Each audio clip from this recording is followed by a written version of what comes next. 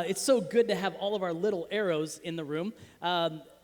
Thank you, children and students, for being in the room with us. Parents, thank you for bringing them in the room with us. This is a strategic thing that we're doing today as we are continuing our series called Arrows, as Jimmy mentioned, and we are so grateful to have all of our little arrows sitting next to us, because this is the goal, is I want you to see today's teaching with them in mind. Because when we bring them in the room, it gives a unique perspective to us. And the reason we're doing this entire series is because we want to build strong families. And I've got my kids here today. In fact, my son just gave me this. He made a cool little paper airplane today. And so I'm going to keep this up here as a reminder of my arrows that are sitting on the front row. And as a reminder to you, if you've got any kids that are in the room and they would like a coloring sheet, not that I'm displaying my son's coloring abilities. That's really good, Judah. But that if you would like your children to have a little activity, there are some coloring sheets at the end of the back of the room, and you can feel free. It won't bother me if you walk back there and pick one up for your kids to have right now. So we've been in this series called Arrows. The reason we're doing this series is because we as a church believe in the family. We believe in building strong families, and that's why we do this series. That's why we lean in. That's why we have family ministry environments, and we put a lot of energy and momentum and resources into our kids and into empowering you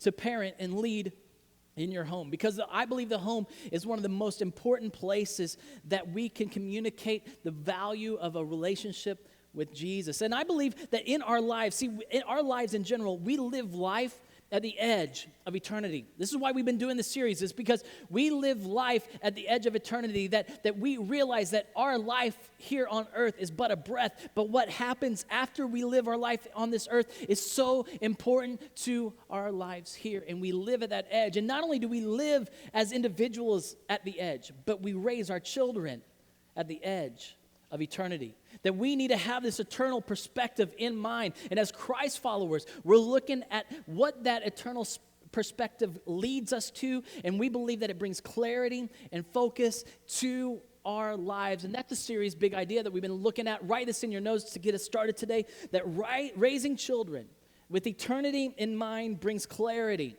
to how we live toward the target. Every one of our lives, every one of our homes has a target that we're living for. Whether you've defined it or somebody else has defined it or you're not defining it. If you are going towards something, you're raising your kids towards something, and we want to shape our homes to aim with clarity toward the target. And more specifically, we want our lives and we want our children's lives to hit the bullseye. Regardless of where you are in your life, whether you are unnesters, you're pre-nesters and you're not have kids yet, or maybe you're single here today, or you're empty nesters, or you're returning nesters because they've gone and they've come back. Wherever you're at in your nesting world, we want to see life through this perspective. And I believe today, regardless of where you are going to walk away with something that is valuable to you, because I believe there are principles that are in this that not are just for parenting, but they help us also in our relationship with God, because our relationship with God is like He is our parent. He's bringing us into His family, and we see through those filters as well. So I encourage you to lean in, regardless of where you are. And over the past several weeks, we've been looking at that target on our life. And really specifically, we've been honing in on the bullseye, and we've been using arrows to help us, one, play and shoot toward the target. And that's what we talked about in the A as an acronym, as we've been building this out as arrows. A was aim. We need to put our aim on the bullseye. We don't just aim for the target. We put our focus and our sights on the bullseye. And we want that bullseye to be that we know Jesus, that our kids know Jesus, that we model what it is to trust in Him, and that we lead our children to trust in Him, and that we also model what it looks like to follow Jesus, and we teach our kids to follow and obey Jesus as well. So we looked at the bullseye. The bullseye is to know Jesus, to trust in Him, and to follow Him. And then we looked at last week the first R in arrows, and that's the rhythm. That every bow has a rhythm, that there is a natural pace. And I told you last week that there's always a cadence in my head, and there's always a beat. And it's because I'm a drummer, for those of you that don't know me. I'm a drummer, and there's always a beat going around. In fact, this past week I was drumming out something. I don't know if we were in the car. Cassie was in the car with me. She goes, "What song is in your head?" And I go, "Really nothing. It's just a beat." But inside of all of our homes, there's a beat, there's a tempo that we set, and we need to fall in line with the tempo that God creates for us. And it's around the priority that we have, and that's what we talked about last week, is putting the right priority in place.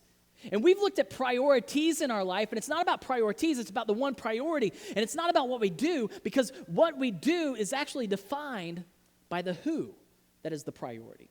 And we want to have Jesus and God as the priority in our life. And then everything else will fall into the rank. And when we have the proper priority, then our wife has the proper priority.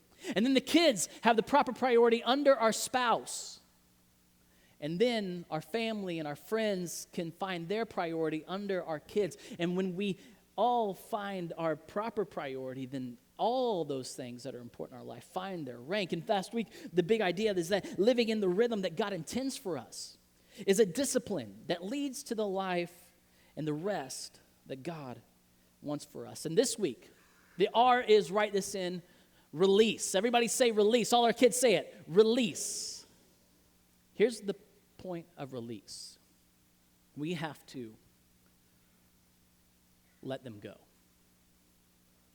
And I'm not going to bust into Frozen, much to my daughter's dismay. We have to learn to let them go. That arrow that's maybe sitting next to you, whether they're older, younger, or they're your kids' arrows, we need to learn to release.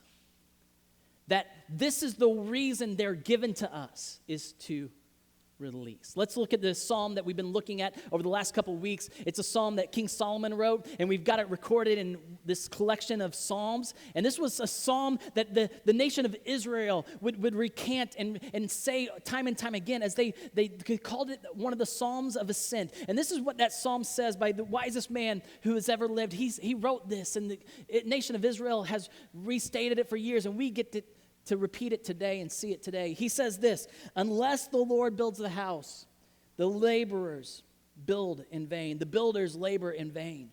This is why it's so important to have Jesus in our life. He says, unless the Lord watches over the city, the guards stand watch in vain.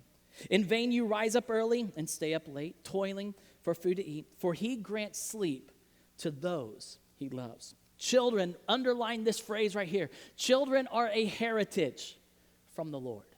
We're going to be talking about this today. Children are a heritage. The arrows in your life that are sitting next to you possibly today, or that you may have already sent off to school, they are a heritage from the Lord. Offspring, a reward from him.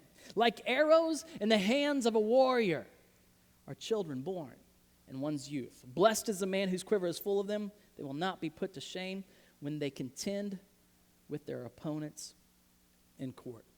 Now, we've mentioned that raising children is a war. And in war, arrows have been a game changer. You know, and here's the thing about a weapon. See, a weapon is only as powerful to the extent that it can reach. Like my fist can be a weapon, but it's only as powerful. And I'm not saying to use your fists, kids. You know, there are more children in the room there than there were in the first service. We don't use our fists as weapons. Uncle Casey says so. But in this, our hand can be a weapon, but it's only as useful to the extent of our reach. Swords, then, changed war. Because now it extended the ability to affect a target at a further distance. And then this game-changing thing came about with the bow and arrow. And yes, kids, it did exist before the Marvel comic series. And in this, the bow and arrow changed it, because what the bow and arrow could do is it could affect the target hundreds of feet away, dozens of feet away from you. And we have, after doing a Wikipedia search, and because it's on the internet, it must be true, that arrowheads have been around for centuries. And the earliest arrowheads I thought was really neat, because this is special to me, that were found in South Africa. And the reason that's special to me is because our family lived in South Africa as church planters and missionaries for 3 years. And so I found out that some of the earliest arrowheads were found from South Africa. And this changed warfare, because now that you could extend your impact and affect a target without even being next to the target. And see, that's what releasing an arrow does. Write this in. See, releasing an arrow extends our reach. But there's something key in this. We have to release them. Arrows can only affect a target if we release them. Arrows can only create your heritage if you release them. Then the effect that we have when we release our children and the arrows in our quiver, when we have raised them up with purpose and the principles and we empower them to go, that becomes our reward. That becomes our heritage. As Psalm 17:6 says it becomes really our crown. And look what Psalm 17:6 says. Children's children are a crown to the aged. How many grandparents do we have in the room? Raise your hand. Be proud. You know, you get this. I don't get this. You know, my parents say, man, I love you, Casey, but I love my grandkids. It's almost like you have kids so you can enjoy grandkids. Yeah, all the grandparents get it. See, this is it, because children's children are a crown. That's a reward. That's something that's given as something that, man, you get, oh, it's a crown. Something to enjoy, to put your pride into. Children's children are a crown to the age. And parents, guess what we are? Those of us that are parents in the room, we are the pride of their children. Now, two things here before we get into today's main scripture, because this isn't it, but two things that I believe are important here is first is this, is that one, your children won't have children unless you release them.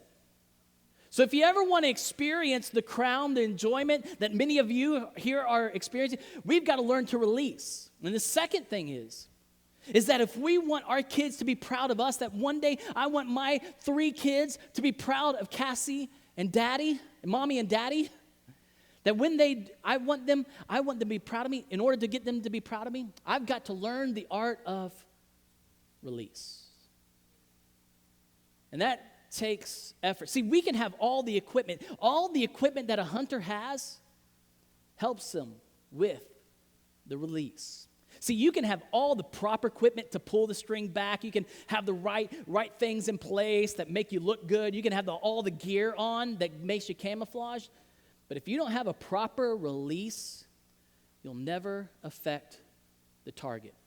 If you don't learn to release in the right timing, if you don't have the right stance, and if you don't have the relaxation that is required, because we'll have the aim, yes, that's important. There's a rhythm, there's a cadence. There's also a rest involved when you're pulling an arrow, especially during the excitement of the game coming in, and you gotta be prepared for that. And there's a relaxation that takes place, but every one of those, the more relaxed you are, the more clean your release is. And no, I did not learn that from experience. I've learned that from talking to many other hunters. But I did stay in a Holiday Express last night. I think I said that 2 weeks ago. That's old news. That's an old joke. But here's the thing. See, we don't like to release our kids, but we need to learn. See, and I get this. You know, my 2 boys, I want to kick them out of the house. Not yet, though. Judah, don't worry. I want to see them go. But my little daughter, no.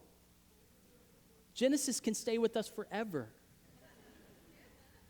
And maybe it's because I'm in fear of what a wedding costs. You know, other people can deal with my boy's wedding, but not my girl. You know, I don't know what the deal is. But no, we have to look at them that one day we are using this to release them.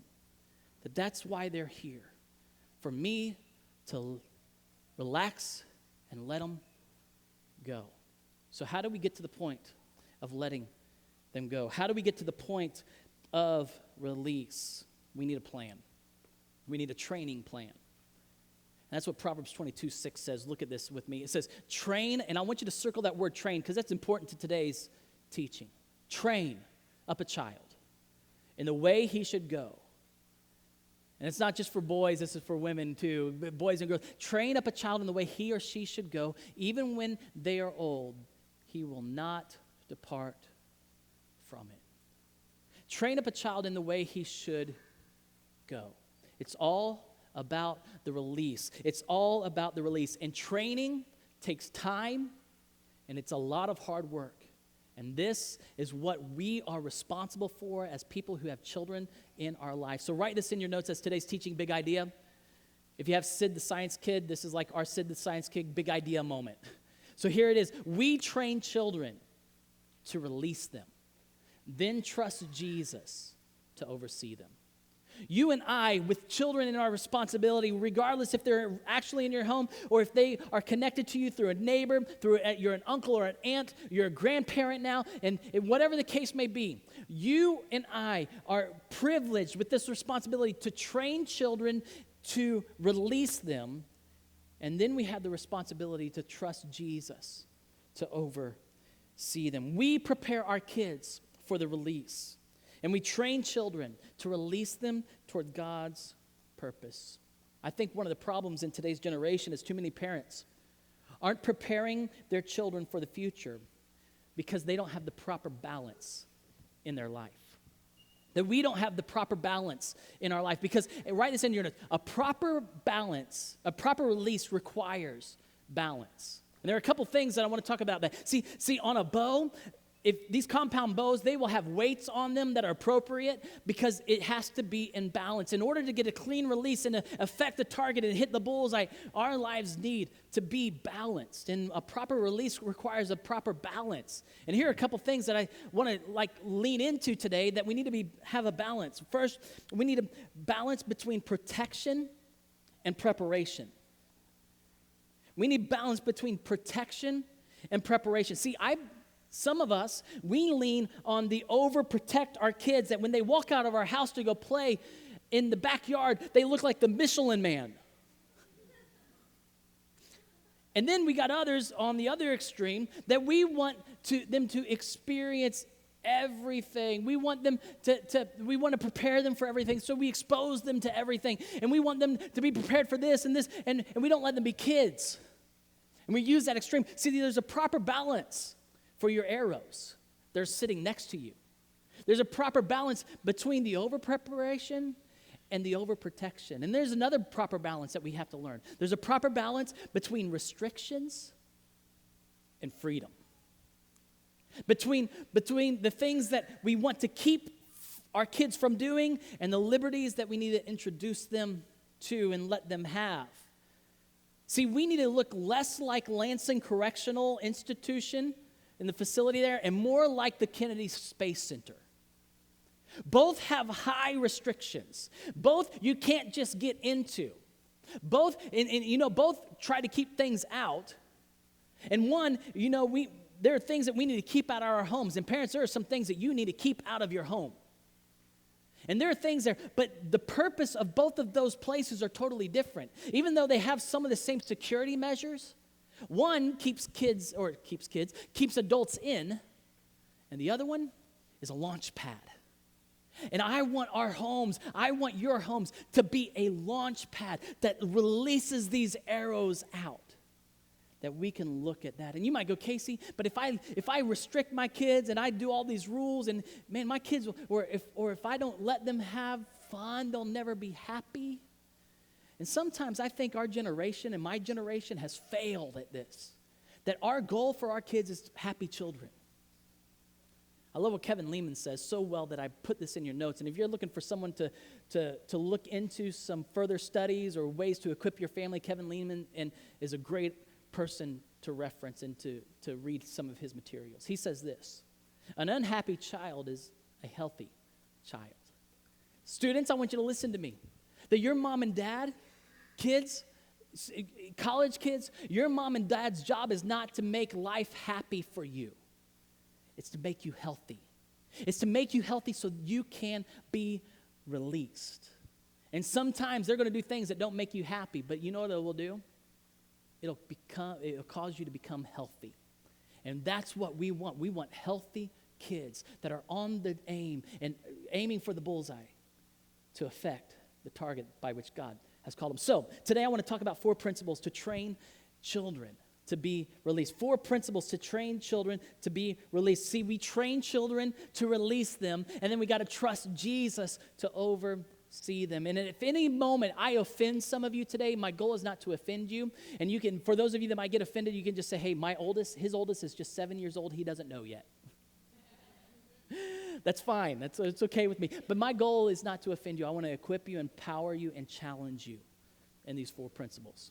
So the first principle is this: to release our children and then trust Jesus to oversee them is this: children need to see that we unconditionally love them. Now, don't go quickly past this and lose me on this, because I believe this is one of the most important things that we as parents can do, because this is the gospel of Jesus. This is the gospel of Jesus, and I think that we communicate a lot of things through our behaviors and through our words in our homes that communicates conditional love. That it's only that they hear that we love them when they do something good and their behavior comes in alignment with that. And that's the only time that we tell them that we love them.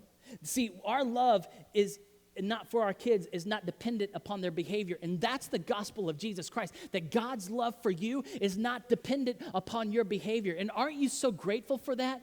Aren't you so grateful that God loved you and I, like Romans says, while we were still sinners, stuck in our sin, stuck in our selfishness and our pride, that even in that, God loved you and I enough that our behavior wasn't required for him to love us, but that he loved us without conditions. And he showed us his love by sending Jesus himself to come into this world and live the perfect life that you and I can't live. And some of us, we want our kids to be perfect.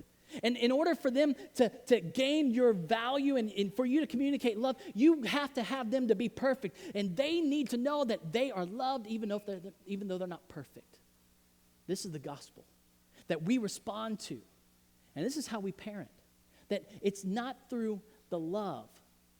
It's not through the behavior. It's through the unconditional love that we have from him. See, God loves us not because we behave, but because we are his. And our pride for our kids, write this in. See, we need to communicate that our pride in them is not dependent on their performance. Listen to your words. Do you only tell your kids that you're proud of them whenever they do something good? Do you only tell them that when they play well in ball or they get the good grade that you're proud of them? Listen to how you communicate, because we might not believe that.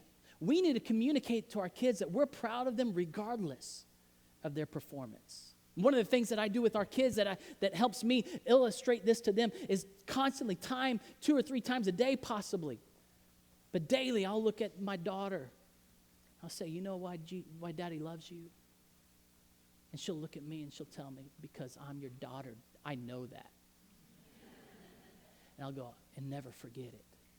Because I don't want my daughter to feel like I'm proud of her because she performs.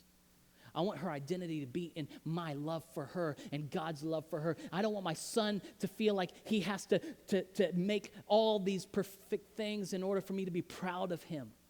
I want him to know that he can rest assured that I'm proud of him, even when he makes a mistake.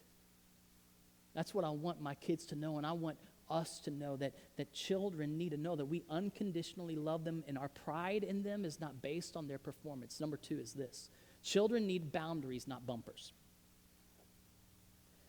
They need boundaries, not bumpers. Now, I got to go with Cassie's sister and brother-in-law, our family. We got to go bowling this last Friday, and my kids get to experience something that many of our generation never got to experience.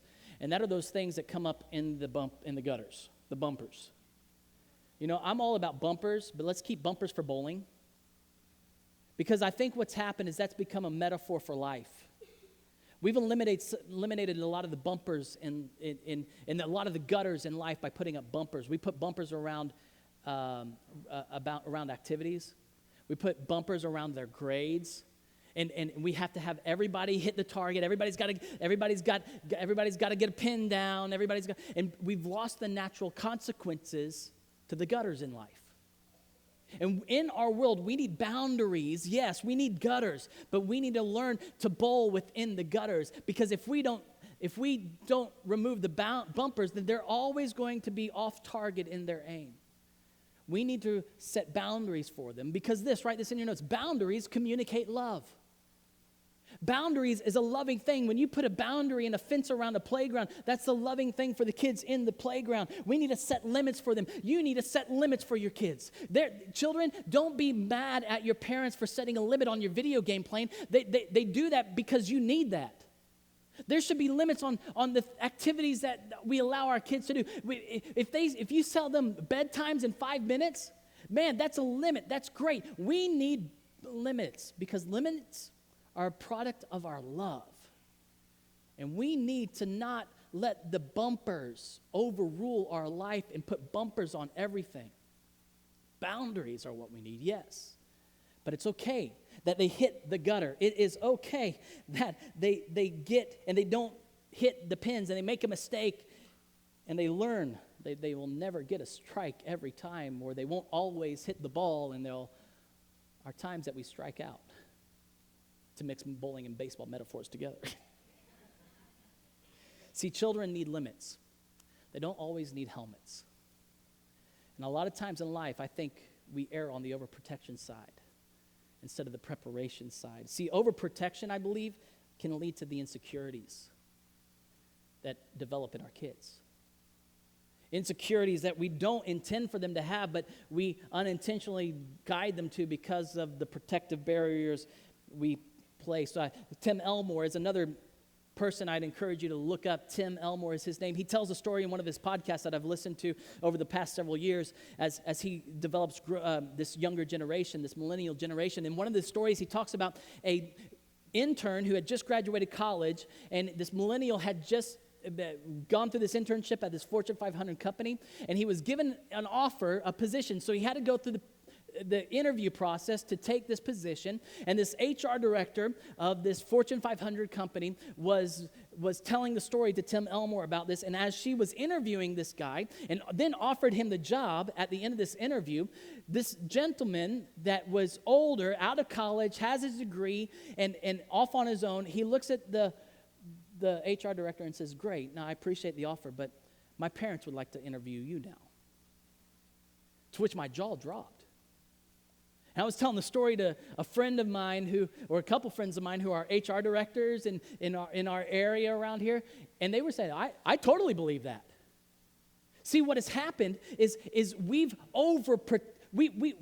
hover over our kids.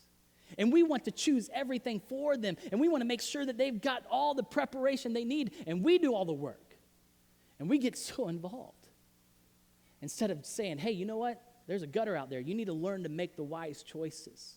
And we prepare them for that. See, we're training up children to release them, not keep them. And it involves trusting Jesus as we go. And we need to learn how to release them. Third thing is this, is children need the liberty to choose and fail. Children need this liberty. Parents who make all the choices for their kids are not training their children to make the proper choices, training them to see what's wise, see what the consequences are, and learn from those consequences. That's a natural thing. We need to train our children with the liberty to choose and to fail. Isn't this how God parents us? He gives us the liberty to choose and the liberty to suffer the consequences of our mistakes and our failures. But we say, you know what, I don't want them to fail. I want to protect them from that. And I believe we've created a generation who has never possibly skinned their knee, and unfortunately never going to experience what a merry-go-round is. Because we don't want them to get hurt in life. And this is the point I want to make in this. See, we need to learn to empower them, not hover over them. As parents, we empower our kids. We need to learn the art that we are gained, that we have, the responsibility we have to empower our kids. That's how we lead them. We empower them to make the right choices. We empower them to make wise decisions. We don't make those choices for them. You're going to get the best out of your child when they know that it's okay to fail and they can deal with several of those failures themselves. Not remove the consequences of their failures. They need to walk through those consequences. I love what Tim Elmore says about helicopter parents, as he writes a lot about those of us who experience kind of like this desire to hover over them and make sure that we're in every decision. We're talking to the teacher when they get a bad grade, and we're finding out why they got a bad grade, and we're talking the teacher into changing the grade because we believe that they don't deserve the bad grade. And in this, he says, you know what helicopter parents create? Boomerang kids. And we need to learn to empower them because we're training them up so they can go. We need to learn that risk is okay. We need to allow risk to be a part of our training ground, that risk aversion does not create healthy or prepare kids for life. And I believe our society has lost that value, that risk is good, and that failure is a part of life, and it's okay to strike out, and it's okay if not everybody wins, because fairness honestly ended at the Garden of Eden. We need to learn that risk and failure is a part of life, and there's natural consequences, which leads to this. See, reality discipline, I believe, is what leads to great responsibility. See, reality discipline leads to responsibility. That when we allow reality to be the teacher in our children's life and allow those disciplines, like your kid forgets their backpack, and you told them to grab their backpack, and their lunch was in their backpack. You might not like me, but it's okay if that backpack stays at home and your kid doesn't get a lunch, because it teaches them something. Mom, Dad, you are not there to protect your kids. You're there to train your children to release them and then trust Jesus to oversee them. We need to learn to let reality disciplines and not shield our children from consequences, not shield them from bad grades, not shield them from not getting a trophy. We need to know that that's part of the training ground. See, the only time you fail is when you fail by not learning from your failures. We need to teach them the proper perspective. And then fourth is this: children need to be led and challenged. This is hard work. For parents, this is extremely hard work because you never have downtime. Every moment is a teaching moment. Every opportunity is a moment for you to lead your children. And you can't be lazy in this. We can't be lazy in this. And this means this right here, write this in, that we need to inspect what we expect of our kids. That takes hard work to follow up with a child, regardless of any organization, whether it's a simple organization of our homes or the large organization of a multi-million-dollar company. We have to inspect what we expect out of our people, especially our kids. So I want you to challenge your expectations of them, and I want you to challenge them in the expectations you set. Make them appropriate for the age, but challenge your kids. Men, challenge your boys. Men, challenge your daughters. Challenge them. And inspect them. Don't be afraid to take their phone and look at it. Don't be afraid to follow up and make sure they're still there. And teenager, don't be mad at mom and dad when they do it, because you know what they're doing? They're training you up to release you because they love you. And we need to learn to inspect what we expect. We also need to encourage them with our own stories. Parents, one of the best things that you can do with a child is share your mistakes in life. Yes. Share from your hurts. Be vulnerable and transparent in those areas of your life where you needed help and you maybe missed the mark. And you encourage them. You add courage to them with your own stories in your life. That's why dinner time is such an important thing, I believe, in the home, because it's through that time together that stories can come about. It's why it's so important to spend time with each other. It's because through that you can share, and you can use every moment and everything you're looking for teaching moments, and you can share your story with them.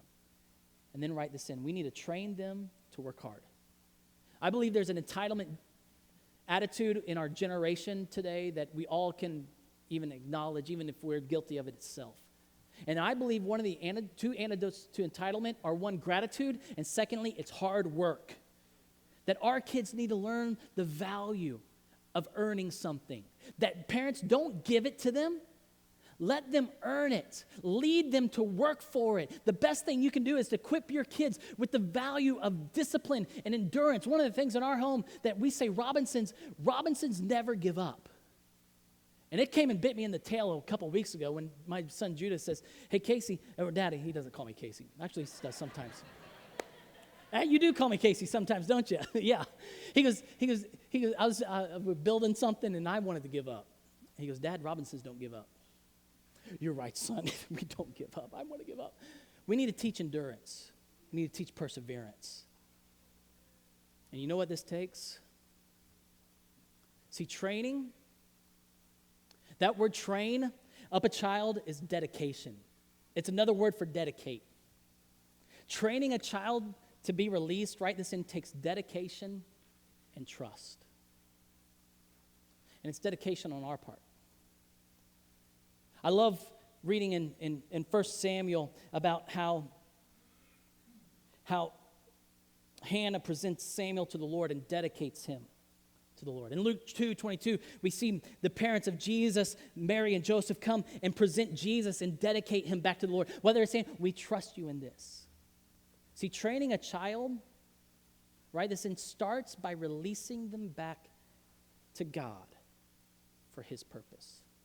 Here at Westside, we have something called child dedication that we do twice a year. This is where we as parents or as foster parents or as adoptive parents or you might have a child in your home, we open it up. They don't have to actually be your actual kids, but if they're in your care and you're their guardian, you can say, we want to commit with the whole church that we are dedicating them back to the Lord, that we see that they are gifted to us for God, from God to that we are entrusted with him, and we're going to raise them up with the bullseye. And that knowing one day we are going to release them. And this is what I'd like to encourage you. If you've never dedicated your kids, even if they're teenagers, I don't care. I'd love to do a teenage dedication. Not done one yet. But to dedicate your children and say, you know what, this is what we're saying. We as a family are dedicating this gift to us that we acknowledge is from God. And we're releasing them back to the Lord. And the reason I think we need to do this when they're babies is because when they're older, and it's going to be hard to release because we want to keep them. See, the reason we can release is because at the beginning, we dedicated, saying, God, they're not mine. They're yours that you've given to me. I'm a steward of them. And I have done, and I will do, and this is the commitment of dedication, that I will commit with my family, my spouse, and the church family to raise my child up to go.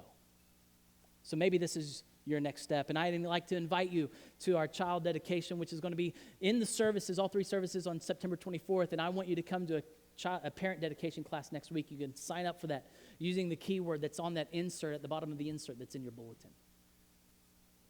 But maybe you're here today and you need to work on one of these other areas of release and the training that you are to release. What is that today? What's your next step? I hope that this is a challenge for you. And my prayer for you today is that regardless of where you are in your life with the children, maybe the arrows next to you or the arrows that you don't even have yet, may you be challenged to follow Jesus in a way that, one, prepares all the children around you to go, to be released. And that you can be relaxed in that moment because your trust is not necessarily in your parenting abilities. Your trust is in Jesus. Because if I can trust Jesus with my salvation, then I can trust Jesus with my children. Let me pray for you. And after I pray, our prayer partners are going to be available for anything that you would like prayer for this morning. They're here to support you and pray with you in any way possible. Let me pray for you. Jesus, thank you. Thank you for unconditionally loving us. Thank you for preparing us and parenting us in a perfect way. And God, we are imperfect in our parenting. We are imperfect in our child rearing, God. And I know that your grace covers us in the meantime. And I pray that your grace, one, reveal to us where we need to change today. Maybe we're going to the extreme of overprotection, or we've given too many liberties, or we've whatever the case may be, and we need to find the proper balance. I pray that today that you give us the wisdom to see how we need to train up our child in the way that he or she needs to go, according to the purpose that you've created them.